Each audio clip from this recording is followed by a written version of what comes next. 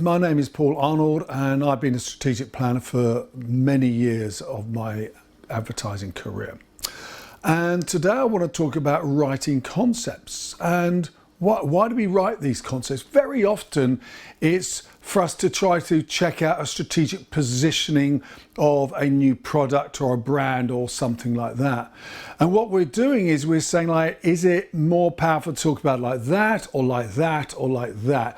And so therefore we write a concept and we then often put it into research to help us get some feedback from our customer base to really work out what is the most powerful messaging and positioning we need to put behind that product or service. Now, before we dig into how do you write concepts, I really wanted to put a massive big caveat, because all the evidence from neuroscience and everything points massively that the way we really make decisions is more emotionally and less totally rationally. And the trouble with concepts reduce everything back to a purely rational message. And actually the reality is that that's not the way our brains work. That's not the way that we make decisions. That's not the way that we do what we do. So I think we've got to recognize, what its strengths and its weaknesses are. By writing a very rational based concept and comparing it versus 2 or 3 others, we are getting to the starting point. We get to know that concept B feels more powerful than concept C or concept A. And then we can then give it to the agency and then they can then bring it alive with all the magic of emotion, which is where the real power, and can really turbocharge what that concept is about.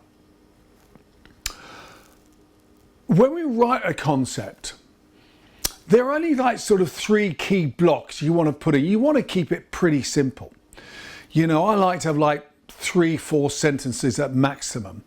But you're going to have, the first one is going to be an insight statement, then you're going to have the benefit of what the product service delivers, and then you're going to have what I call reason to believe, some supporting statement, that you want to go and say. Now, the insight for me is the most important box. Of course I'll be saying that, I'm a strategic planner, because that is where the key need, the fundamental reason that people are buying this product for, within the category. And very often what we're trying to do is explore the key unmet need within that. And obviously the benefit is effectively a restatement of that key need as a benefit. You're frustrated with that. Ta-da! Here we have it. The yin and yang of the two sit together. And the more powerful, the more driving the insight, the more powerful and potent is your benefit proposition going to be. If you've got a weak need, you're going to have a weak product. So therefore we've really got to dig to understand what is the real need, what's the frustration, what's the tension point we've really got to get to. And then obviously we then have underneath that, we then have the RTB. And this is how you deliver the benefit differently in some way, shape or form, some degree of evidence just to make people believe, yeah, you really are doing this, and of which I would say the insight is the most important box, the next most important is the benefit, and the least most important box is the RTB, and therefore I want to make sure that we keep that in balance. All too often we'll have a litany in the RTB. Oh, it does this and this and this and this. And no. You've got to cut all that stuff away and just have 1 or 2 things that really do prop up and support the insight and the benefit. Now, how do you write a concept? Let's just keep it very simple. Obviously, when I do the workshop, it's much longer. Basically, I suggest you do 3 things. One is you look at the competitive space you're working into. And that's a debatable point in its own right. I'll come in a second. The second is look at consumer truth. And the third is look at brand truth. So let's first think about that competitive space. By and large, if we go back to the Troughton Rees book is about positioning, having a unique territory that we can own. Well, increasingly the work by Byron Sharp, and the Ehrenberg Bass Institute, and as well as other, people, would suggest that actually the most important thing we really need to do is to have relevancy. You've got to deliver the fundamental benefits either better than or slightly differently than what other people are doing. So it's not about doing something radically different in the category. It's doing the fundamental category needs, but finding a way that you do it in a slightly different, better, more distinctive way, if we go into use Byron Sharp's language. So what we want to do is we want to say, who is the competition? And bear in mind, it could be outside the category, it could be other things as well, and then we've then got to work out how are they positioned? What are they doing? So we're basically not sort of landing right on top of them. Okay? Then let's talk about insight. And this is the fundamental why we buy, why we don't buy, and and what's the frustrated need. And I always talk about mapping the emotional journey a person's on. They come into here and then they go, ugh. And that's often the point. We can say, well, that's where there is an issue. That's something that needs to be addressed. And then we can then go and look at our brand and we interrogate the brand until it confesses. And this is where we find out, what does it do? How does it do it? And we ask all those normal questions like, how's it made? Where's it made? What's it made with? And then we can then start to look at other things about what are the values and the beliefs of this organization? Are there any other support things about service, etc.?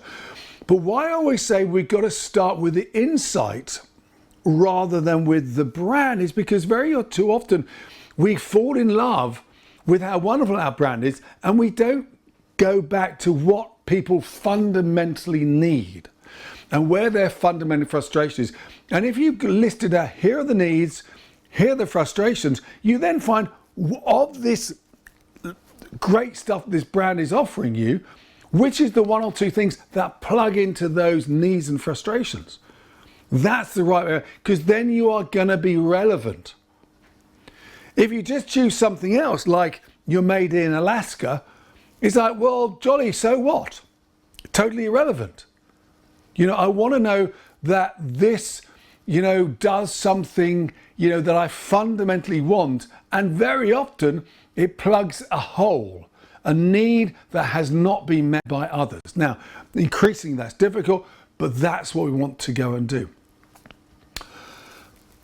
Now, how do you write that insight? I really want the insight to be written with attention. So I want you to go and say the need, we all have a need of this, but, and then you say the frustration. And then, hey, presto, what does the benefit do? The benefit addresses that frustration point. Well, but now at last, here's a product that does what you want. It makes logical sense. So that yin and yang of those things come together. So how do we assess a concept when we've written it? Look, it's got to be clear and easy to understand.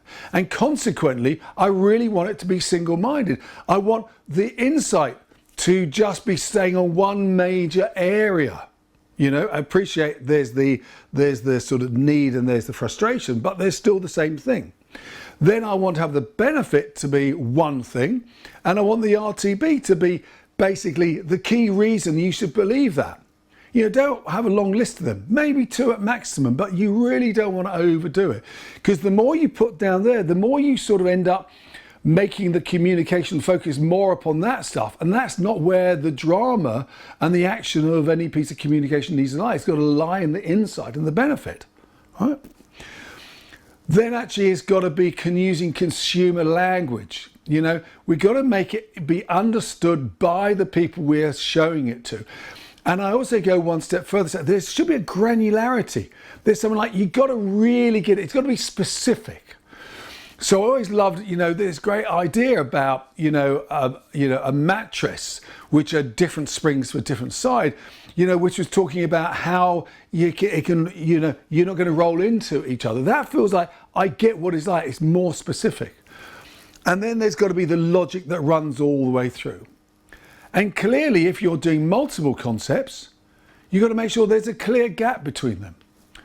And the final point really is, whilst we get seduced with beautiful images and things like that, and maybe putting music in, at this point, they should be stripped out, because otherwise someone can fall in love with your concept more about, the picture of the person, the site, the piece of music, rather than the actual words. So for now, let's recognize his power and recognize his weaknesses. So, if ever you do need help in writing concepts, or you want me to come and run a workshop, I'm free to help out. Take care. Thank you.